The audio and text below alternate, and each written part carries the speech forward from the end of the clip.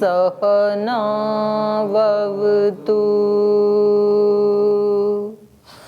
सहनौ भुनक्तु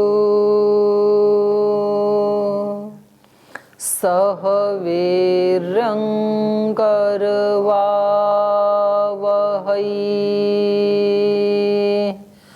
तेजस्विनावधीतमस्तु मा विद्विषावहै।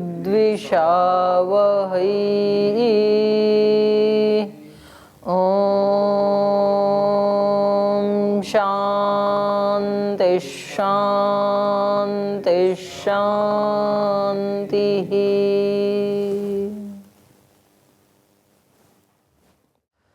न्याय दर्शन का द्वितीय अध्याय पढ़ रहे हैं और इसका द्वितीय आह्निक आज प्रारंभ करेंगे। प्रथम आह्निक में हमने संशय की परीक्षा की और चारों प्रमाणों की परीक्षा हो गई। एक सामान्य रूप से प्रमाण की परीक्षा हो गई और उसके बाद प्रत्यक्ष, अनुमान, उपमान और शब्द प्रमाण की, तो सभी की प्रमाणों की परीक्षा हो गई। क्योंकि प्रमाण की परीक्षा के बाद ही फिर प्रमेय का नंबर आएगा, क्योंकि प्रमाण से ही किसी चीज की परीक्षा होती है ना। तो पहले जिस प्रमाण से हमें सब चीजों की, सब प्रमेयों की परीक्षा करनी है, तो पहले उस प्रमाण की ही परीक्षा कर ली। तो जैसे तराजू से कोई चीज तोलते हैं, उससे पहले तराजू की परीक्षा की जाती है, उसका पासिंग किया जाता है कि वो ठीक है या नहीं है। तो ऐसे ही यहाँ पर, क्योंकि प्रमाण से हमें सबका परीक्षा करना है, तो प्रमाणों की ही पहले परीक्षा होगी, चारों प्रमाणों की। अब द्वितीय अध्याय के द्वितीय आह्निक में कहते हैं कि जो आपने चार प्रमाण बताए, इतने ही प्रमाण नहीं है, प्रमाण तो और भी हैं। अयथार्थ प्रमाणोद्देश्य उद्देश्य इति मत्वा आह। जो आपने प्रमाणों का उद्देश्य किया, माने चार प्रकार के जो प्रमाण बताए आपने, वो अयथार्थ, वो यथार्थ नहीं है, वो ठीक नहीं है। तो ऐसा मान करके पूर्व पक्षी कह रहे हैं। तो पूर्व पक्षी के ही सूत्र से प्रारंभ कर रहे हैं। ये कह रहे हैं न चतुष्टयम् ऐतिह्य अर्थापत्ति संभव अभाव प्रामाण्यात्। न चतुष्टयम्, केवल चार ही नहीं है प्रमाण जो आपने बताए हैं, उसके अतिरिक्त ऐतिह्य, ये भी एक प्रमाण है, अर्थापत्ति, ये भी प्रमाण है, संभव अभाव, ये भी प्रमाण है। तो मतलब चार और हैं, चार के अलावा। तो आपने जो बताया है कि चार ही प्रमाण हैं, वो आपका कथन ठीक नहीं है। इनके भी प्रामाण्यात, इनके भी प्रमाण होने से, ये चार प्रमाण और होने से आपका उद्देश्य कथन अनुचित है। न चत्वारि एव प्रमाणानि, केवल चार ही प्रमाण नहीं है, किम तर्हि, तो कितने हैं। ऐतिह्यम अर्थापत्ति संभवो अभाव इत्येतानि अपि प्रमाणानि, ये चार भी प्रमाण ही हैं।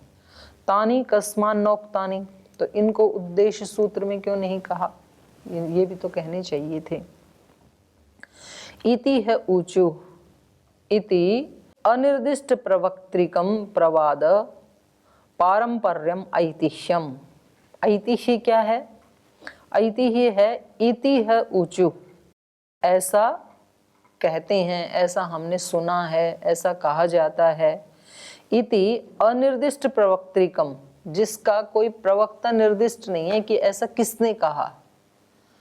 तो ऐसे बहुत सुनते हैं ना गांव आदि में, भाई इस पेड़ में भूत रहते हैं, ऐसा हमने सुना। अब उनसे पूछे किससे सुना, तो उसका कोई मेन प्रवक्ता नहीं है। तो ये अनिर्दिष्ट प्रवक्ता है ये कथन। तो अनिर्दिष्ट प्रवक्त्रिकम प्रवाद, जो प्रवाद अर्थात कहावत आदि हैं, पारंपर्यम ऐतिह्य, परंपरा से चलती रहती हैं वो, जी हमने तो ऐसे सुना है, कहते आए हैं लोग। बिल्ली रास्ता काटे तो आगे नहीं जाना, कोई छींक मार दे तो उस समय आगे नहीं जाना।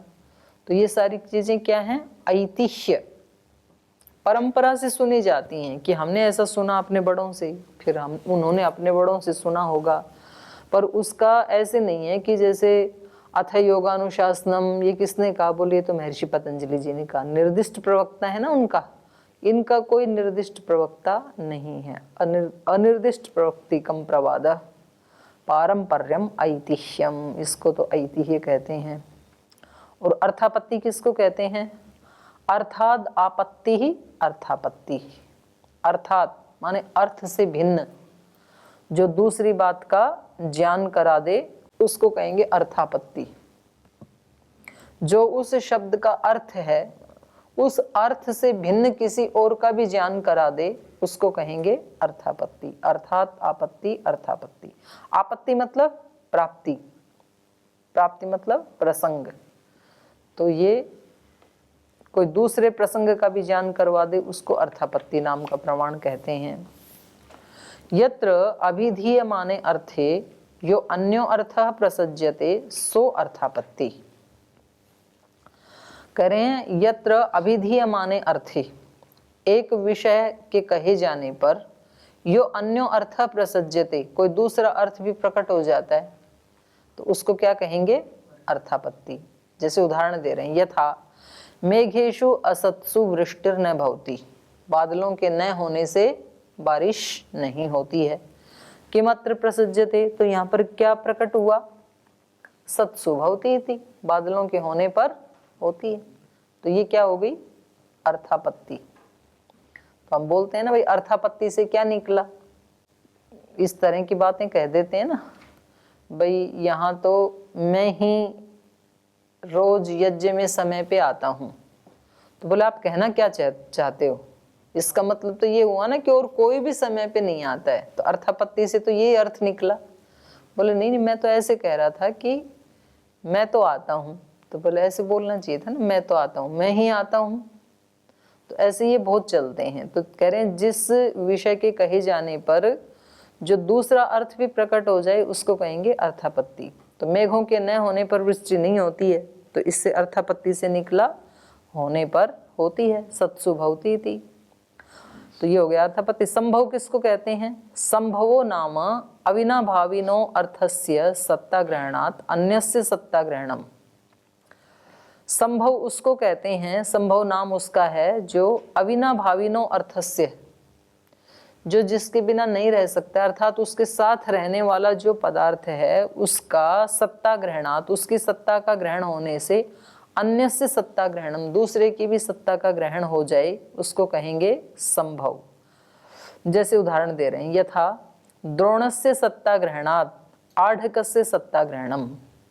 जैसे द्रोण का मतलब होता है 20 किलो, धौण बोलते हैं हिंदी में उसको। द्रोणस्य सत्ता ग्रहणात्, द्रोण की सत्ता का ग्रहण होने से आढ़कस्य, आढ़क होता है 5 सेर, आढ़कस्य सत्ता ग्रहणम, आढ़क की भी सत्ता का ग्रहण हो जाता है। माने कहीं 20 किलो चावल रखे हैं किसी ड्रम में तो 5 किलो भी है ना उसमें, संभव है ना। 20 किलो में 5 किलो होना भी तो संभव है, तो इसको कहेंगे संभव प्रमाण।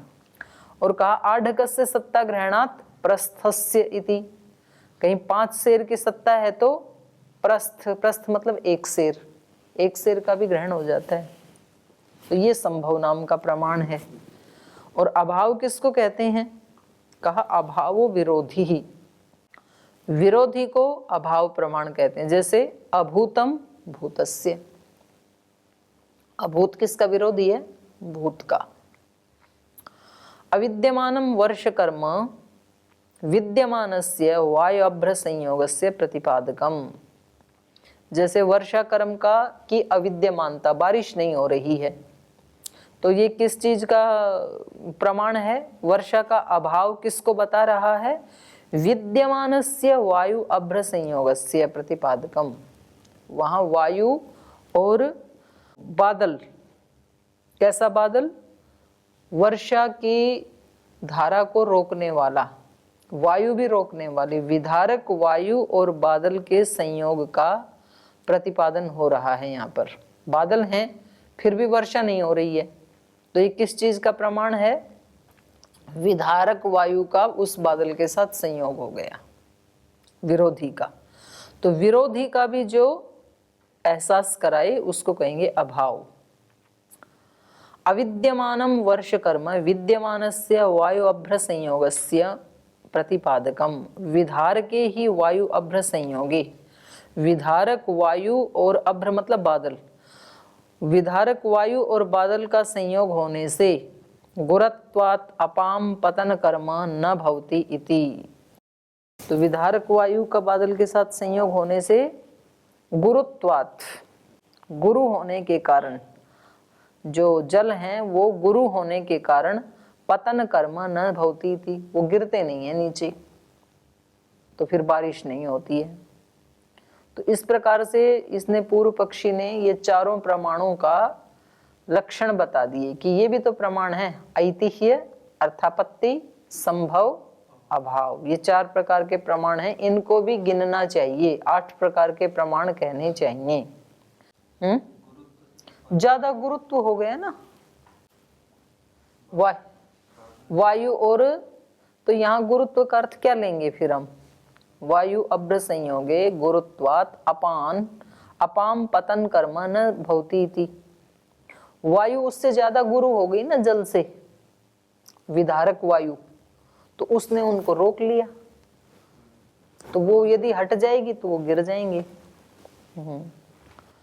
तो ये कह रहे हैं सत्यम एतानी प्रमाणानि, ठीक है ये चारों भी प्रमाण हैं, लेकिन न तो प्रमाणांतराणी, लेकिन उन 4 के अतिरिक्त प्रमाणांतर नहीं है, ये प्रमाण तो हैं, माने उन्हीं में ही ये समाहित हो जाएंगे, 4 में ही। प्रमाणांतरम च मन्यमानेन प्रतिषेध उच्यते। हमने प्रमाणांतरम, जब आप इनको और 4 प्रमाण बता रहे हैं तो उसको मानते हुए प्रमाणांतरम च मन्यमानेन प्रतिषेध उच्यते। पूर्व पक्षी क्या है, क्या सोच रहा है? इनको प्रमाणांतर मानता हुआ प्रतिषेध कर रहा है। किसका प्रतिषेध कर रहा है? उद्देश्य लक्षण का, जो 4 प्रमाणों का उद्देश्य किया है उसका प्रतिषेध कर रहा है। तो सोयम, तो इसलिए उसका उत्तर दे रहे हैं। शब्द ऐतिह्य अनर्थांतर भावात अनुमाने अर्थापत्ति संभव अभाव अनर्थांतर भावाच्च अप्रतिषेध। कह रहे हैं कि नहीं, ये प्रमाणांतर नहीं है और ये कोई दोष भी नहीं आएगा। शब्दे ऐतिह्य अनर्थांतर भावात, तो इसमें शब्दे भी हो सकता है, शब्द प्रथमांत भी हो सकता है, दोनों अर्थ ठीक हैं। शब्द में तो ऐतिह्य प्रमाण की अनर्थांतरता होने से, माने शब्द में ही आ जाएगा ऐतिह्य, या शब्द प्रमाण ही ऐतिह्य प्रमाण भी है, ये इसमें अनर्थांतरता होने से। शब्द ऐतिह्य, शब्द प्रमाण ही है ऐतिह्य प्रमाण, क्यों? अनर्थांतर भावात, भेद न होने से। और अनुमाने, तो क्योंकि आगे सप्तम्यंत ले रहे हैं इसलिए शब्द में भी क्या लेंगे हम? शब्दे। तो शब्द में तो ऐतिह्य समाहित हो जाएगा भेद न होने के कारण, और अनुमाने, अनुमान प्रमाण में अर्थापत्ति संभव अभाव, इनका अनर्थांतर भावाच्य, इनका अनर्थांतर भाव होने से, माने भेद न होने से अप्रतिषेध, हमारे उद्देश्य लक्षण का प्रतिषेध नहीं हो पाएगा। अर्थात ये 3 तो अनुमान में समाहित हो जाएंगे और ऐतिह्य शब्द प्रमाण में समाहित हो जाएगा, इसलिए प्रमाण 4 ही हैं। तो जो हमने उद्देश्य लक्षण किया था वो उचित है। अनुपपन्न प्रतिषेध, आपका प्रतिषेध उपपन्न नहीं होगा, उचित नहीं है। कथम? आप्तोपदेश शब्द, हमने शब्द का लक्षण वहां पर बताया है आप्तोपदेश इति। न च शब्द लक्षणम ऐतिह्यात व्यावर्तते, तो ये जो शब्द का लक्षण है आप्तोपदेश शब्द, ये ऐतिह्य की यहाँ पर निवृत्ति नहीं होती है। ऐतिह्य को भी इन्होंने क्या बताया? इति है ऊंचू, ऐसा कहते हैं, तो किसी ने तो कहा होगा ना, तो ये उसी में आ जाएगा। माने इस लक्षण में व्यावृत्त नहीं, इस लक्षण से व्यावृत्त नहीं होगा ऐतिह्य, इस लक्षण के अंदर ही आ जाएगा। सोयम भेदः सामान्यात् संगृह्यते इति। तो इसलिए जो ऐतिह्य नाम का जो आप भेद बता रहे हैं, शब्द से अलग बता रहे हैं, ये सामान्यात् संगृह्यते इति, सामान्य लक्षण वाला ही होने से, समान लक्षण वाला होने से शब्द में ही संग्रहित हो जाएगा। प्रत्यक्षेण अप्रत्यक्षस्य संबद्धस्य प्रतिपत्ति ही अनुमानम। अनुमान का लक्षण भाष्यकार ने क्या बताया था? प्रत्यक्षेण, प्रत्यक्ष से, अप्रत्यक्षस्य जो अप्रत्यक्ष है, और संबद्धस्य जो हमेशा उसके साथ संबद्ध रहता है, उसकी प्रतिपत्ति हो जाती है। जैसे प्रत्यक्ष तो है धूम, और अप्रत्यक्ष क्या है? अग्नि, और धूम और अग्नि हमेशा संबद्ध रहते हैं। तो कह रहे हैं जिसके प्रत्यक्ष के होने से अप्रत्यक्ष, संबद्ध अप्रत्यक्ष की जो प्रतिपत्ति होती है, उसको क्या कहते हैं? अनुमान। तथा च अर्थापत्ति संभव अभाव। तो अर्थापत्ति संभव अभाव में भी वही होता है। अर्थापत्ति में जैसे हम देख रहे हैं कि बारिश नहीं हो रही है, बादल के न होने से बारिश नहीं हो रही है, तो अर्थापत्ति से क्या हुआ? बादल के होने से बारिश होती है, तो ये अनुमान में ही आ जाएगा। और संभव में क्या था कि 20 किलो में 5 किलो भी आ जाता है, तो 20 किलो को देखने से 5 किलो का भी अनुमान लग जाता है, ये संभव हो गया। और अभाव क्या था? यदि बादल होते हुए भी बारिश नहीं हो रही है, इसका मतलब विधारक वायु का बादल से संयोग है। तो ये सब तीनों किस में आ जाएंगे? अनुमान में। तथा च अर्थापत्ति संभव अभाव वाक्यार्थ संप्रत्ययेन अनभिहितस्य अर्थस्य प्रत्यनीक भावात् ग्रहणम अर्थापत्ति अनुमानम एव। ये ग्रहणाद में ना रेफ छुटा हुआ है। वाक्यार्थ संप्रतिपत्तेन, तो वाक्यार्थ की संप्रतिपत्ति से, अनभिहितस्य अर्थस्य जो अनुमान का लक्षण बताया था, उसमें अनभिहित अर्थ की भी प्रत्यनीक भावात, प्रत्यनीक भाव अग्रहणात्, प्रत्यनीक भावात ग्रहणम, विरोधी भाव का ग्रहण होने से अर्थापत्ति अनुमानम एवं, अर्थापत्ति भी अनुमान ही है। तो ये तीनों ही संभव भी, और संभव, अभाव और अर्थापत्ति, ये तीनों इसी में आ गए अनुमान में। आगे कहा अविनाभाव वृत्त्या च संबद्धयो समुदाय समुदायिनो समुदायेन इतरस्य ग्रहणम संभव तदपि अनुमानमेव। और कह रहे हैं दूसरी एक और भी हेतु दे रहे हैं कि अविनाभाव वृत्त्या च, एक के बिना दूसरे का न रहना, इसको अविनाभाव वृत्ति कहेंगे। तो अविनाभाव वृत्त्या च, एक दूसरे के बिना न रह सकने वाली वृत्ति के द्वारा भी संबद्धयो, जो दो साथ रहते हैं, समुदाय समुदायिनोः, समुदाय और समुदायी, इन दोनों में से समुदायेन इतरस्य ग्रहणम संभव, समुदाय के द्वारा समुदायी का ग्रहण संभव हो ही जाता है। तो इसलिए तदपि अनुमानमेव, तो इस हेतु से भी संभव, अभाव और अर्थापत्ति अनुमान में ही आ जाएंगे। इसका उत्तर दे दिया इन्होंने। अस्मिन् सति इदं नोपपद्यते इति विरोधित्वे प्रसिद्धे कार्यानुत्पत्त्या कारणस्य प्रतिबंधकम अनुमीयते। तो कह रहे हैं अस्मिन् सति इदं नोत्पद्यते, इसके होने पर ये उपपन्न नहीं होता है, इति विरोधित्वे, ऐसे विरोधी गुण के विरोधित्वे प्रसिद्धे, ऐसा विरोध जहाँ प्रसिद्ध होता है, मतलब आग के होने पर शीतलता नहीं होती है, शीतलता के होने पे अग्नि नहीं होती है, ऐसा। अस्मिन् सति इदं नोपपद्यते इति विरोधित्वे प्रसिद्धे, तो जहाँ पर ये विरोध प्रसिद्ध होता है, जैसे विधारक वायु के रहने पर वृष्टि नहीं होगी, तो ऐसा विरोध प्रसिद्ध होने के कारण कार्यानुत्पत्त्या कारणस्य प्रतिबंधकम अनुमीयते, कार्य की अनुत्पत्ति होने से कारण क्या है वहां पर? विधारक वायु, कारणस्य प्रतिबंधकम अनुमीयते, प्रतिबंधक जो कारण है विधारक वायु, उसका अनुमान होता है। सोयम यथार्थ एवं प्रमाणोद्देश्य इति, तो इसलिए जो हमने प्रमाणों का उद्देश्य किया, 4 प्रकार के प्रमाण बताए थे, वो यथार्थ ही है, उसमें कोई दोष नहीं है। सत्यम एतानि प्रमाणानि न तो प्रमाणांतराणि इति उक्तम। तो इसलिए हमने कहा कि ये प्रमाण तो हैं चारों, लेकिन ये प्रमाणांतर नहीं है। अर्थापत्तेः प्रमाणम प्रमाण भावाभ्यनुज्य नोपपद्यते। तो ये कह रहे हैं पूर्व पक्षी कि चलो ठीक है, आप कह रहे हो ना कि ये चारों ही प्रमाण हैं, पहले तो खुद नहीं बताया था कि ये भी तो चारों प्रमाण हैं, इनको भी प्रमाण मानो। और जब इन्होंने कहा कि ठीक है ये प्रमाण तो हैं लेकिन ये प्रमाणांतर नहीं है, तो अब खुद ही प्रश्न उठा रहे हैं, बोले आपने इनको चारों को प्रमाण मान लिया क्या? मैंने तो वैसे ही कहा था, क्योंकि वास्तव में इसमें तो 3 तो प्रमाण है लेकिन एक तो प्रमाण है ही नहीं, अर्थापत्ति। तो ऐसे खुद ही कह रहे हैं। सत्यम एतानि प्रमाणानि न तो प्रमाणांतराणि इति उक्तम। आपने जो ये कहा कि सच में ये चारों प्रमाण हैं लेकिन प्रमाणांतर नहीं हैं, तो आपके इस कथन पर हमारा ये कहना है अत्र अर्थापत्तेः प्रमाण भाव अभ्यनुज्ञानोपपद्यते।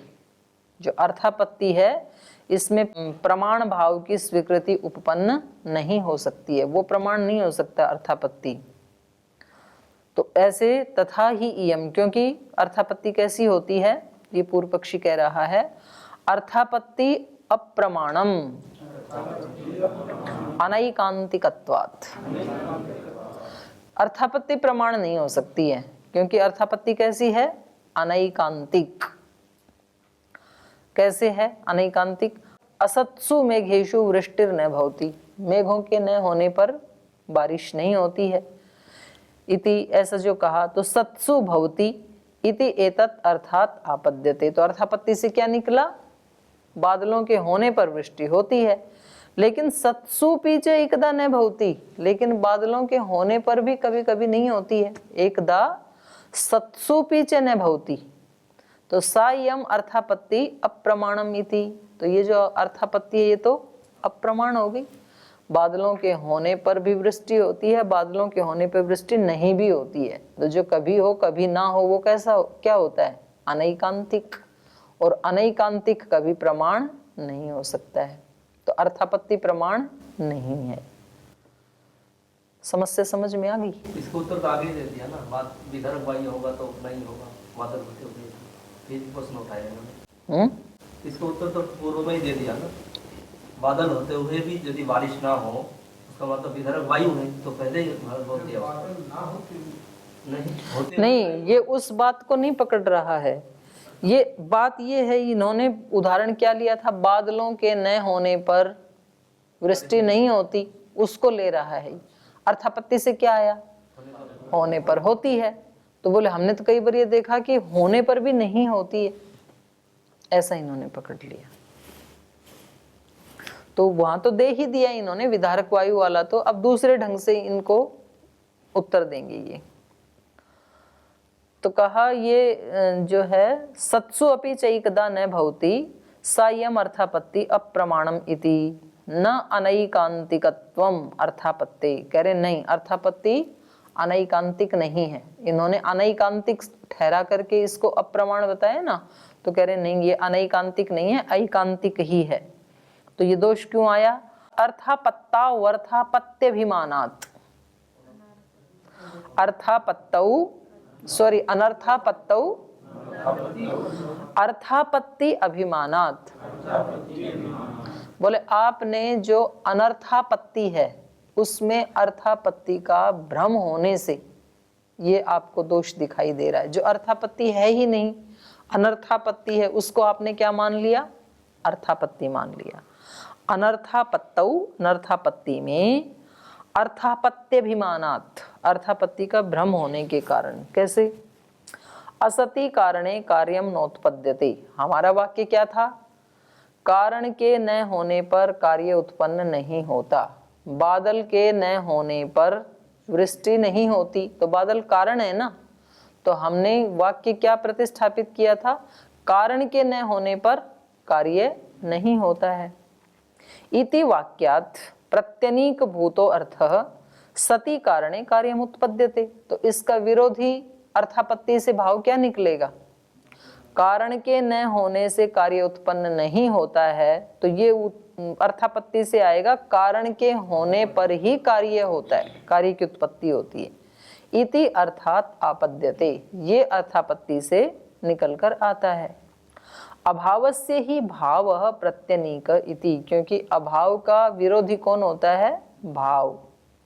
सोयम कार्योत्पादः, तो वो क्या है यहाँ पर? कार्य की उत्पत्ति। तो कार्य की उत्पत्ति जो है वो भाव है। तो यहाँ पर सति कारणे अर्थात आपद्यमानो न कारणस्य सत्ताम व्यभिचरति, कारण के होने पर अर्थात अर्थापत्ति से जो उपपन्न हो रहा है, तो वो कारण की सत्ता का यहाँ पर व्यभिचार नहीं हो रहा है। माने ऐसा नहीं है कि बिना बादल के भी कभी वृष्टि हो जाए, अर्थापत्ति से ये नहीं निकलेगा। अर्थापत्ति से क्या निकलेगा? जब भी वृष्टि होगी बादल के होने पर ही होगी। बादल के न होने से वृष्टि नहीं होती है, तो अर्थापत्ति से क्या निकलेगा? बादल के होने पर ही होती है, तो कारण के बिना कार्य नहीं होता। ये था हमारा अर्थापत्ति का भाव। न तो खलु असति कारणे कार्यम उत्पद्यते तस्मात् न अनैकांति की अर्थापत्ति रीति शेष। तो कह रहे हैं न खलु असति कारणे, कारण के न होने पर न कार्यम उत्पद्यते, कभी भी कार्य की उत्पत्ति नहीं होगी। इसलिए हमारी जो अर्थापत्ति है वो न अनैकांति की, वो अनैकांतिक नहीं है, एकांतिक ही है। तो आपने गलत जगह अर्थापत्ति का भ्रम कर लिया, क्योंकि अर्थापत्ति तो क्या थी? हमने जहाँ अर्थापत्ति की डेफिनेशन दी थी वो हमने क्या दी थी? बादल के न होने से वृष्टि नहीं होती है, तो अर्थापत्ति से क्या आएगा? बादल के होने से होती है। तो जब भी वृष्टि होगी वो बादल के होने से ही होगी। कभी भी ऐसा नहीं होगा कि बिना बादल के वृष्टि होगी। ठीक है, तो इस पे आपका कोई प्रश्न होगा तो कर लेंगे। आज समय हो गया, आज यहीं विराम लेते हैं।